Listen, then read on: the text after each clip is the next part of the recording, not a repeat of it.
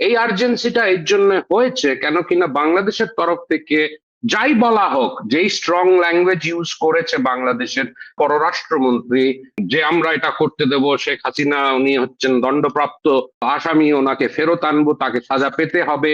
তো এই যে স্ট্রং ল্যাঙ্গুয়েজটা, এটা হচ্ছে ডোমেস্টিক কনজামশনের জন্য, কিন্তু তার তলে তলে তার সাইডে একটা ডিপ্লোম্যাটিক লেভেলে কথাবার্তাও চলছে। তো সেটারই আউটকাম আমরা দেখতে পাচ্ছি, যে এই গোয়েন্দা টিম যে গেল, এটা সবই অ্যারেঞ্জ ছিল, অর্গানাইজ ছিল। এই নয় যে তাদের পারমিশন নিতে হয়েছে আসতে, তারা এসেছে, তারা জানে, তারা অলরেডি কনভে করে দিয়েছে বাংলাদেশের অথরিটিসদের যে শেখ হাসিনা অমুক সময় ফিরবে, তার জন্য কি কি সিকিউরিটি বন্দোবস্ত করতে হবে। কেন কিনা বাংলাদেশের যে পলিটিক্যাল পরিস্থিতি, শেখ হাসিনা ফেরত গেলে আমি বলবো এক ধরনের একটা ছোট্টখাট্ট পলিটিক্যাল আর্থকোয়েকের মতন হতে পারে। তার থেকে যে আইডিওলজিক্যাল ফোর্সেস গুলো বাংলাদেশে আছে, জামাত, এনসিপি, তাদের যে একটা পজিশন তারা নিতে পারে, সেটা যদি হয়তো তার সিকিউরিটিকে ইম্প্যাক্ট করতে পারে, তার জন্যই কিন্তু এই বন্দোবস্তগুলো করা হলো। যাতে কি, তার মানে এই না যে এর আগামী দিনগুলোতে ভারতের থেকে কোনো অফিসিয়ালসরা যাবে না, হয়তো এখনো চলমান আছে প্রক্রিয়া, হয়তো লোয়ার লেভেল ইয়েতে গিয়ে এই জিনিসগুলোকে আরো ফাইন টিউন করার প্রক্রিয়া হয়তো জারি আছে।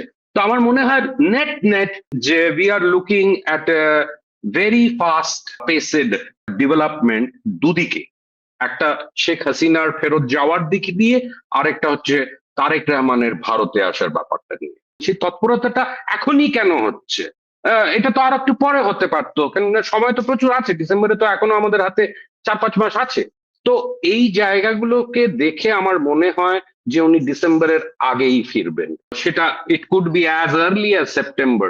সেপ্টেম্বরের কবে সেটা আমরা জানি না। মেবি বাংলাদেশের যারা পলিটিক্যাল লিডারশিপ আছে, যারা সিকিউরিটি দেখে, তারা জানে, এবং ভারতে যারা তাদের কাউন্টার পার্টস আছেন তারা জানে।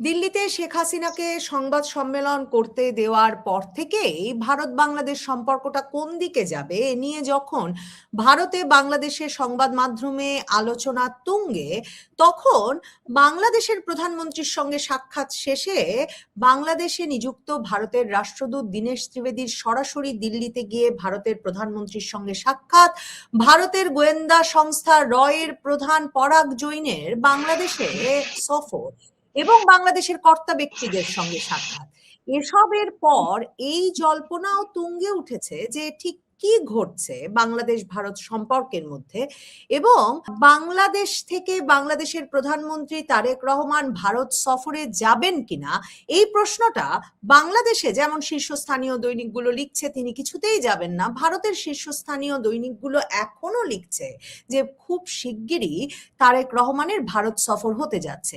এরই মধ্যে কোনো কোনো পত্রিকা একথাও লেখা শুরু করেছে যে সেপ্টেম্বরে ব্রিক্স সম্মেলনের আগেই, এই মাসের শেষেই হয়তোবা তারেক রহমানের প্রথম ভারত সফরটি অনুষ্ঠিত হতে পারে।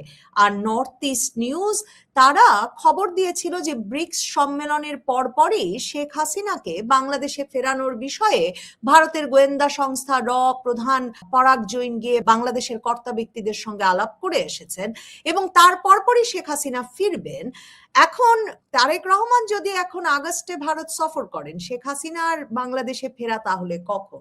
এই নিয়ে আলোচনায় আমার সঙ্গে যুক্ত হয়েছেন সিনিয়র সাংবাদিক নর্থ ইস্ট নিউজের, যিনি এই বিষয়গুলো নিয়ে নিয়মিত লিখছেন, চন্দন নন্দী। চন্দন নন্দী, আপনাকে স্বাগত জানাই।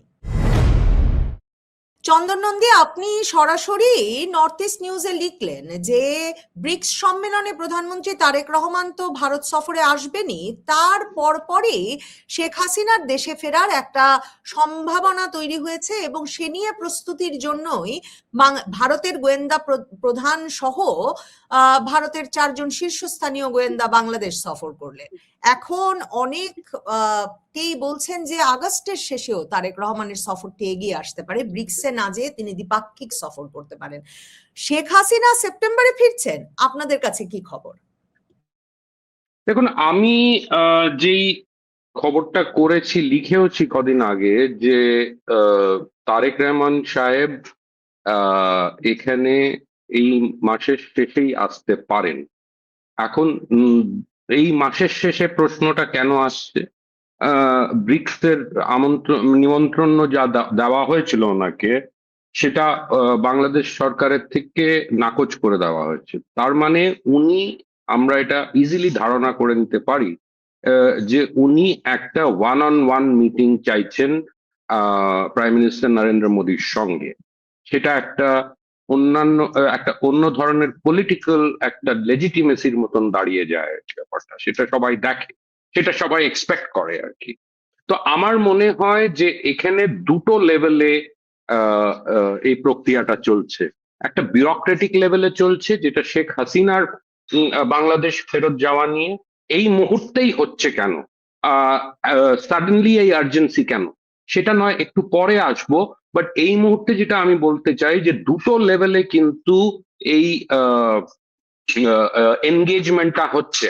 একটা হচ্ছে ব্যুরোক্রেটিক লেভেলে, যেটা আমাদের গোয়েন্দা সংস্থার যে চারজন অফিসিয়ালস ঢাকায় গেলেন 9 তারিখ আর 10 তারিখ ওনারা ছিলেন, একটা সেই লেভেলে হচ্ছে শেখ হাসিনার ফেরত আসা নিয়ে, যাওয়া নিয়ে, এবং তার সঙ্গে যুক্ত যে সিকিউরিটি মেজার্স গুলো করতে হবে বাংলাদেশে, সেটা নিয়ে। আরেকটা হচ্ছে পলিটিক্যাল লেভেলে, যেটা তারেক রহমান সাহেবের পক্ষ থেকে আসছে, যে রিকোয়েস্টটা এসছে।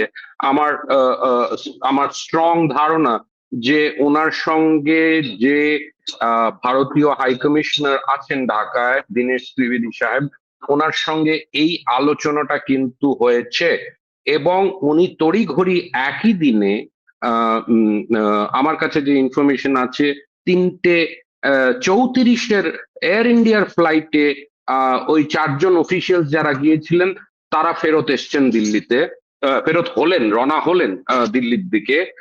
আর ঠিক তার 1 ঘন্টা পরেই কিন্তু 4:44 ইন্ডিগো ফ্লাইটে মিস্টার ত্রিবেদী চলে এলেন দিল্লিতে। আর তার পরের দিন উনি প্রধানমন্ত্রীর সঙ্গে দেখা করলেন। আই এম শিওর উনি ওই সময় আমাদের যে ন্যাশনাল সিকিউরিটি অ্যাডভাইজার আছেন মিস্টার অজিত দোভাল, ওনার সঙ্গেও দেখা করেছে। সেটা একটা সাইড স্টোরি হয়তো এই মুহূর্তে বলা যেতে পারে, বাট পলিটিক্যাল লেভেলে কিন্তু ক্লিয়ারেন্সটা লাগবে। সেই জন্যই কিন্তু উনি প্রাইম মিনিস্টার নরেন্দ্র মোদীর সঙ্গে দেখা করেছেন, যে এরকম রিকোয়েস্ট আমরা তারেক রহমান সাহেবের তরফ থেকে পেয়েছি, যে উনি সরাসরি আপনার সঙ্গে ওয়ান অন ওয়ান মিটিং করতে চান। আর ভারতের প্রধানমন্ত্রী, ওনার নানান এনগেজমেন্ট থাকতে পারে, ব্রিক্স এর আগে যখন হচ্ছে, অগস্ট মাসের শেষের দিকে যখন হচ্ছে, তো সেই ক্লিয়ারেন্সটা পলিটিক্যাল লেভেল থেকে আসতে হবে। তো এই এই এটার বেসিসেই কিন্তু কথাবার্তা এগোবে। সো এখানে একটা নেগোসিয়েশন হচ্ছে, একটা একটা ডিল মেকিং হচ্ছে, যে তারেক রহমান সাহেব ভারতের প্রধানমন্ত্রীর সঙ্গে ওয়ান অন ওয়ান দেখা করবেন, আর at the same time Tarique Rahman এই কনসেশনটা দিতে তৈরি হচ্ছেন যে শেখ হাসিনা ফিরবেন, আর তার জন্য যে সিকিউরিটি বন্দোবস্ত যেটা লাগবে সেটার জন্য তারা এই চারজন অফিসিয়ালস কি কোনো বাধা দেয়নি আসতে।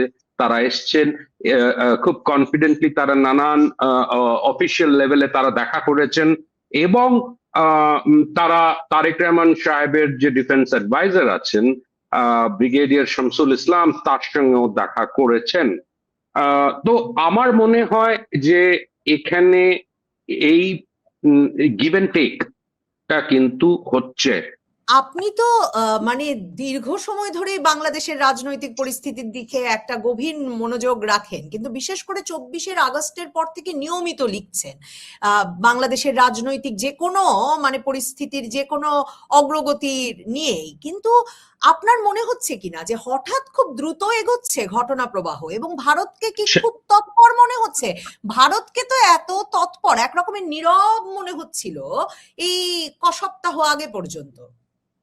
রাইট। তো এখানে নিশ্চয়ই জিওপলিটিক্যাল যে একটা সিচুয়েশন তৈরি হয়েছিল জুলাই আগস্ট 2024 এর যে রেজিম চেঞ্জ হলো, সেই রেজিম চেঞ্জের যে পরিস্থিতি, যে সিচুয়েশন, সেটার থেকে কিন্তু এই 2 বছরের মধ্যে বা তার 2 বছর শেষ হওয়ার নাগাদ এই জায়গাটা আমরা একটা পরিবর্তন দেখতে পাচ্ছি, যেখানে ভারতের তরফ থেকে একটা আড়ষ্ট ভাব ছিল। ইউনূস সরকার যে ইন্টারিম রেজিম ছিল, তার সঙ্গে যে বাইল্যাটারাল টাইজটা যে একেবারে নোজ ডাইভ করেছিল, এর মধ্যে তো কোনো সন্দেহ নেই। সেখান থেকে আমরা একটা জায়গায় এসছি যেখানে আপনি ওই শব্দটা ইউজ করলেন, না, আই এগ্রি উইথ দ্যাট। এই তৎপরতাটা এখন বেড়ে গেছে, তার মানে দের ইজ সাম আর্জেন্সি। এই আর্জেন্সিটা এর জন্য হয়েছে কেন কিনা বাংলাদেশের তরফ থেকে যাই বলা হোক, যেই স্ট্রং ল্যাঙ্গুয়েজ ইউজ করেছে বাংলাদেশের পররাষ্ট্রমন্ত্রী, যে আমরা এটা করতে দেব, শেখ হাসিনা উনি হচ্ছেন দণ্ডপ্রাপ্ত আসামি, ওনাকে ফেরত আনবো, তাকে সাজা পেতে হবে। তো এই যে স্ট্রং ল্যাঙ্গুয়েজটা, এটা হচ্ছে ডোমেস্টিক কনজামশনের জন্য, কিন্তু তার তলে তলে তার সাইডে একটা ডিপ্লোম্যাটিক লেভেলে কথাবার্তাও চলছে। তো সেটারই আউটকাম আমরা দেখতে পাচ্ছি যে এই গোয়েন্দা টিম যে গেল, এটা সবই অ্যারেঞ্জ ছিল, অর্গানাইজ ছিল। এই নয় যে তাদের পারমিশন নিতে হয়েছে আসতে, তারা এসেছে, তারা জানে, তারা অলরেডি কনভে করে দিয়েছে বাংলাদেশের অথরিটিসদের যে শেখ হাসিনা অমুক সময় ফিরবে, তার জন্য কি কি সিকিউরিটি বন্দোবস্ত করতে হবে। কেন কিনা বাংলাদেশের যে পলিটিক্যাল পরিস্থিতি, শেখ হাসিনা ফেরত গেলে আমি বলবো একটা এক ধরনের একটা ছোট্টখাট্ট পলিটিক্যাল আর্থকোয়েকের মতন হতে পারে। সেই তার থেকে যে আইডিওলজিক্যাল ফোর্সেস গুলো বাংলাদেশে আছে, জামাত, এনসিপি, তাদের যে একটা পজিশন তারা নিতে পারে, সেটা যদি হয়তো তার সিকিউরিটিকে ইম্প্যাক্ট করতে পারে, তার জন্যই কিন্তু এই বন্দোবস্তগুলো করা হলো। যাতে কি, তার মানে এই না যে এর আগামী দিনগুলোতে ভারতের থেকে কোনো অফিসিয়ালসরা যাবে না, হয়তো এখনো চলমান আছে প্রক্রিয়া, হয়তো লোয়ার লেভেল ইয়েতে গিয়ে এই জিনিসগুলোকে আরো ফাইন টিউন করার প্রক্রিয়া হয়তো জারি আছে। তো আমার মনে হয় নেট নেট যে we are looking at very fast paced development দুদিকে, একটা শেখ হাসিনার ফেরত যাওয়ার দিক দিয়ে, আরেকটা হচ্ছে তারেক রহমানের ভারতে আসার ব্যাপারটা নিয়ে। মানে শেখ হাসিনা তাহলে কবে ফিরবেন, মানে সেটা আরেকবার আপনাকে জিজ্ঞেস করি। আর তার আমার সাথে মনে হয় যে দাদা একটা প্রশ্ন জুড়ে দেই যে দেখেন, এমনি যখন আমরা উপর দিয়ে দেখছি, বাংলাদেশে তো কিচ্ছু পরিবর্তন হয় নাই। বাংলাদেশে আওয়ামী লীগের ওপর রাজনৈতিক কার্যক্রমের নিষেধাজ্ঞাটা উঠে যায় নাই। বাংলাদেশে এমন না যে আওয়ামী লীগের শীর্ষস্থানীয় এমনকি বয়োবৃদ্ধ নেতাদেরও জামিন হওয়া শুরু করেছে, কোনো লক্ষণ নাই। শুধু ভীষণ তৎপর ভারতকে দেখা যাচ্ছে। মানে আমি মনে করি এই যে দীনেশ ত্রিবেদী মোদির বৈঠকটা, সেটা যে একদম প্রকাশ করে দেওয়া হলো, এটাও তো একটা স্পষ্ট বার্তা যে একেবারে প্রধানমন্ত্রী বাংলাদেশ সম্পর্কটা দেখছেন। তাহলে মানে এটা কেন, মানে এই উপর দিয়ে আমরা কিছুই দেখছি না পরিবর্তন, কিন্তু নিচে এত কিছু ঘটে যাচ্ছে। আমার মনে হয় যে উই শুড নট এক্সপেক্ট এতগুলো জিনিস একসঙ্গে ঘটতে। আমার মনে হয় যে একটা মেইন জায়গায় যদি এক ধরনের clarity pi at the top লেভেলের, যে সিকিউরিটি যেটা লাগবে আর কি শেখ হাসিনার ফেরত যাওয়া নিয়ে, আমার মনে হয় সেই জায়গাটার যদি ক্ল্যারিটি হয়, বাকি জায়গাগুলো কিন্তু will all should fall in place. আমার মনে হয় বাংলাদেশের নানান জেল, মেন জেলস গুলোতে যে আওয়ামী লীগের নেতা কর্মীরা আছে, তাদের বিরুদ্ধে যে মানে কেসেস লজ করা হয়েছে, তারপরে এই যে এক ধরনের পলিটিক্যাল ভায়োলেন্স চলছে, law and order situation is not good, সেই জায়গাগুলোকে আমরা এক্সপেক্ট করব অন্তত একটা ম্যানেজেবল লেভেলে যেতে। সেখানে বাংলাদেশের যে অ্যাডমিনিস্ট্রেশন আছে, police administration, civil administration, maybe even army, তাদের হয়তো একটা রোল প্লে করতে হতে পারে এই ল অ্যান্ড অর্ডার সিচুয়েশনটা, যেটা একটা নোজ ডাইভ করেছিল, সেটাকে একটা ম্যানেজেবল জায়গায় আনতে। কেন কিনা একটা ইনক্লুসিভ পলিটিক্স কিন্তু শুধু একটা পার্টির ওপর থেকে ব্যান তুলে দেওয়া এবং তাকে তার ফেরত আসা সেখানেই সীমিত থাকে না। আমার মনে হয় পলিটিক্যাল অ্যাটমসফিয়ার একটা তৈরি করতে হলে এক ধরনের ভায়োলেন্স কমতে হবে, এক ধরনের চেষ্টা করতে হবে বাংলাদেশের অ্যাডমিনিস্ট্রেশনকে, তাদের পুলিশ অ্যাডমিনিস্ট্রেশনটাকে স্ট্রেংথেন করতে হবে এবং দেখতে হবে that there is no loss of life and limb and property, যেটা বাংলাদেশে খুব র্যাম্পেন্ট এখন চলমান। তো এই জিনিসগুলো হয়তো সময় লাগবে, and সেটার সেখানেই আর কি আমার মনে হয় তারেক রহমান সাহেব যেটা 6 মাসের মধ্যে করতে পারেননি, সেটা ওনাকে আপ্রাণ চেষ্টা করে হয়তো সেই জায়গাটায় আনতে হবে। কেন কিনা ওনাকেও কিন্তু জবাবদেহি হতে হবে বাংলাদেশের মানুষের সামনে যে আমি কি এখন অব্দি ল অ্যান্ড অর্ডার সিচুয়েশন, যেটা একটা বেসিক রিকোয়ারমেন্ট, সেটা কি আমি ফুলফিল করতে পেরেছি। পলিটিক্যাল ইনস্টেবিলিটি, মানে একটা আনসার্টেনটি যেটা চলছে, সেটা হয়তো কিছুটা রিজলভ হতে পারে যেই মাত্র আওয়ামী লীগের ওপর থেকে ব্যানটা তোলা হবে এবং তাকে এক ধরনের প্যাসেজ দেওয়া হবে যাতে কি তারা পলিটিক্যাল প্রক্রিয়ার মধ্যে আবার ফিরে আসতে পারে। সো নেট অনেকটাই ডিপেন্ড করছে কিভাবে তারেক রহমান সাহেব এই জিনিসটাকে অ্যাপ্রোচ করবে। আমরা এটাও এক্সপেক্ট করতে পারি ইমিডিয়েটলি হবে না, কেন কিনা আমরা জানি যে প্রেসিডেন্সিয়াল ইলেকশন হওয়ার পরই একটা ক্যাবিনেট রিশাফল হতে পারে। এখন যে মন্ত্রী হোমের চার্জে আছেন সে হয়তো নাও থাকতে পারে, বা অন্যান্য ক্রিটিক্যাল মিনিস্ট্রিজ যেগুলো এই প্রক্রিয়ার সঙ্গে জড়িত থাকবে তারাও হয়তো না থাকতে পারে। So we have to give some time. আমার মনে হয় we have to give some time to the Tarique Rahman administration, যাতে কি ওরা এই জায়গাগুলোকে গোছাতে পারে, অর অ্যাটলিস্ট একটা এক ধরনের সিরিয়াস অ্যাটেম্প্ট নিতে পারে যাতে কি তারা পরিস্থিতিটাকে মোটামুটি নর্মালসির দিকে আনতে পারে আর কি। কেন কিনা আওয়ামী লীগ যদি ফেরত যায়, আমরা ন্যাচুরালি আমরা এক্সপেক্ট করব পলিটিক্যাল ভায়োলেন্স বেড়ে যেতে, কেন কিনা এখানে ইম্প্যাক্টেড হবে জামাত আর NCP more than the BNP. BNP তো পাওয়ারে আছেই, কিন্তু জামাত আর এনসিপির যে পলিটিক্যাল ইলেকটোরাল স্পেস সেটা কিন্তু কমবে যেই মাত্র আওয়ামী লীগ লোকজনরা বা নেতাকর্মীরা আবার বাংলাদেশে ফেরত গিয়ে তাদের নর্মাল পলিটিক্সে যুক্ত হতে পারবে। আপনার কি মানে আপনার বিশ্লেষণটা শুনতে চাই, যে প্রশ্নটা হয়তো পুরনো লাগতে পারে আপনার কাছে, যে ভারত এত সিরিয়াসলি আওয়ামী লীগকে বাংলাদেশের রাজনীতিতে ফেরানোর, শেখ হাসিনাকে বাংলাদেশের রাজনীতিতে ফেরানোর বিষয়টা নিয়েছে কেন?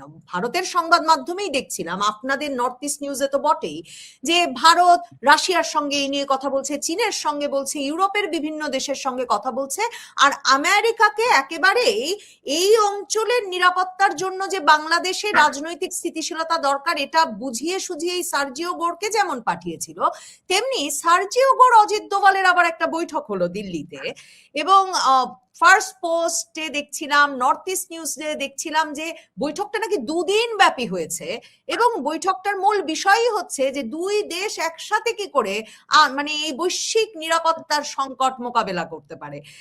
তো শেখ হাসিনার প্রসঙ্গ সেখানে খুব ভালো মতো আলাপ হয়েছে, তার সেফ প্যাসেজ, নিরাপদভাবে ফেরার বিষয়ে আলাপ হয়েছে, সেগুলোও লিখেছেন আপনারা। আমার মনে হয় যে একটা জায়গায় কিন্তু যেই জিওপলিটিক্যাল অবজেক্টিভস গুলো মার্কিন যুক্তরাষ্ট্রের ছিল, সেই জিওপলিটিক্যাল অবজেক্টিভস গুলো হয়তো আরো বেশি সময় লাগতে পারে ফুলফিল করার জন্য বা অ্যাচিভ করার জন্য। ততদিন যদি তারা এই যে বাংলাদেশের ভূখণ্ডে যদি পলিটিক্যাল ইনস্টেবিলিটি থাকে, পলিটিক্যাল আনসার্টেনটি থাকে, তাহলে আগামী দিনে সেই জায়গাটাকে কন্ট্রোল করার মতন সিচুয়েশন হয়তো নাও থাকতে পারে। Things can get even more volatile than what they are now. তো আমার এটা একটা ব্যাপার। আর সেকেন্ড ব্যাপার হচ্ছে যে তার ডিটেলস আমাদের কাছে নেই, তো আমরা সেটা একটু স্লাইটলি একটা বেটার আন্ডারস্ট্যান্ডিং বা একটা বেটার এস্টিমেট, একটা গেস্টিমেট করতে পারি যে একটা অ্যারেঞ্জমেন্ট নিশ্চয়ই হয়েছে মার্কিন যুক্তরাষ্ট্র আর ভারতের মধ্যে, যে এই মুহূর্তে যখন আমাদের জিওপলিটিক্যাল অবজেক্টিভস গুলো ফুলফিল হচ্ছে না, তাহলে আমরা এই মুহূর্তে বাংলাদেশে অন্তত পলিটিক্যাল স্টেবিলিটিটা যাতে ফিরে আসতে পারে, সেটা একটা কারণ হতে পারে। নাম্বার টু, যে এই যে নেগোসিয়েশনস গুলো হয়ে থাকবে বিটুইন আওয়ামী লীগ লিডারশিপ, ভারতের যারা সিকিউরিটি এর সঙ্গে যুক্ত আছে বা পলিটিক্যাল লিডারশিপ, মার্কিন যুক্তরাষ্ট্রের যারা ডিপ্লোম্যাটিক এবং সিকিউরিটির সঙ্গে যুক্ত আছে, তাদের মধ্যে একটা নিশ্চয়ই এমন ইন্টেন্স নেগোসিয়েশন বলেন, ডিসকাশন বলেন, যে যে ধরনের stand Awami league in the past নিয়েছিল, ট্রেনচেন্ট অ্যান্টি আমেরিকান স্ট্যান্ড, সেটার থেকে কি আওয়ামী লীগ সরে আসতে চায়? আওয়ামী লীগ কি তাহলে, বা আওয়ামী লীগের যে লিডারশিপ, তারা কি এখন মনে করে যে আমাদের মার্কিন যুক্তরাষ্ট্রের সঙ্গে যে বৈরী সম্পর্ক ছিল, সেটাকে আমাদের অনেকটাই টোন ডাউন করে we have to be on terra firma, আমাদের মাপা মাটিতে দেখেই রিয়ালিটিটাকে মেনে নিয়ে আমাদের এগোতে হবে, তাহলেই কিন্তু আমরা আমাদের পলিটিক্যাল স্পেসটা খুঁজে পাবো। আবার আবার সেই পলিটিক্যাল স্পেস পেয়ে একটা ভায়াবল পলিটিক্যাল পার্টি আওয়ামী লীগের মতন, তাকে কিন্তু আবার আবার নিজেকে গড়ে তুলতে হবে সেইভাবে। আমরা জানি যে অনেক নেতারা হয়তো এই পলিটিক্যাল স্পেসটা যখনই ওপেন আপ হবে, তারা কিন্তু তা ওপেন আপ হওয়া সত্ত্বেও আমার মনে হয় তাদের জন্য কিন্তু অত্যন্ত ডিফিকাল্ট হবে তাদের কনস্টিটিউয়েন্টসদের বোঝানো যে তারা কেন ক্ষমতাচ্যুত হয়েছিল আর তাদের কি কি, how far they were responsible. তো এটা নিয়ে কিন্তু সময় লাগবে আওয়ামী লীগেরও to become well oiled political electoral machine again.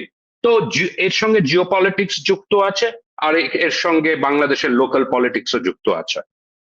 কিন্তু ভারত কেন শেষ পর্যন্ত আওয়ামী লীগের পক্ষ, শেখ হাসিনার পক্ষই নিল? আমার মনে হয় এটাকে বাংলাদেশের আওয়ামী লীগের লোকজনরা হয়তো সেই লেন্স দিয়ে দেখছে, কিন্তু বাংলাদেশ ভারত কিন্তু আরেকটু রিয়ালিস্টিক একটা রিয়ালিস্টিক ভিউ পয়েন্ট থেকে দেখছে। কেননা এই যে প্রত্যেক ভেরি রেগুলারলি যে ক্রিটিসিজম গুলো চলে আসছে, যে তারা শেখ হাসিনাকে হারবার করছে, রেখেছে, সাজাপ্রাপ্ত, ডিপ্লোম্যাটিক্যালি এইটা হয়তো বেশি লম্বা অ্যাবজর্ব করাটা আমার মনে হচ্ছিল ভারতের পক্ষেও এটা আনটেনেবল হয়ে যাচ্ছিল আর কি। কেন কিনা যেই ধরনের এক্সপ্লেনেশন এর থেকে পাচ্ছিলাম, তার থেকে বোঝা যাচ্ছিল যে এটাকে আর ডিফেন্ড করার মতন খুব একটা স্পেস যে ইন্ডিয়ার ছিল তা নয়। সেই জন্য এই তৎপরতাটা আমরা দেখতে পাচ্ছি।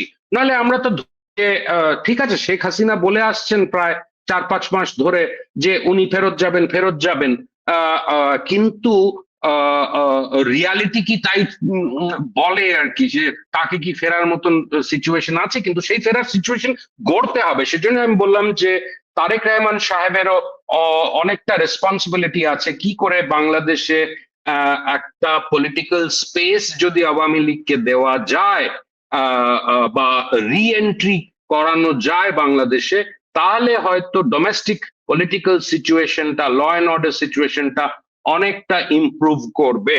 তো এখানে আমার মনে হয় ভারত সেই জিনিসটাকে হয়তো সেন্স করেছে, আর এই অপরচুনিটিটাও অবভিয়াসলি তার অ্যাডভান্টেজ নিয়েছে মার্কিন যুক্তরাষ্ট্রের সঙ্গে এই আলাপ টানাপোড়ান এর মধ্যে দিয়ে, যে বাংলাদেশে এই স্টেবিলিটিটা দরকার, নইলে এখানে যে লার্জার জিওপলিটিক্যাল গোলস সেগুলো হয়তো হাতছাড়া হয়ে যেতে পারে। Number one. নাম্বার টু হচ্ছে যে আপনারা দেখবেন যে ইন্ডিয়া কিন্তু চায়নার সঙ্গে তার সম্পর্কটাকে একেবারে বলবো না যে গলায় গলায় করতে চাইছে, কিন্তু তারাও একটা ওয়ার্কিং রিলেশনশিপের মধ্যে যেতে চাইছে।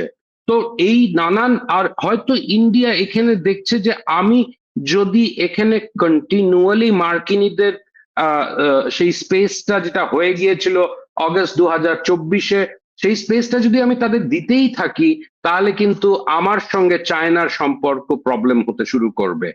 আর এই এই নানান যে সাবসেটস অফ দ্য স্টোরি, এগুলোকে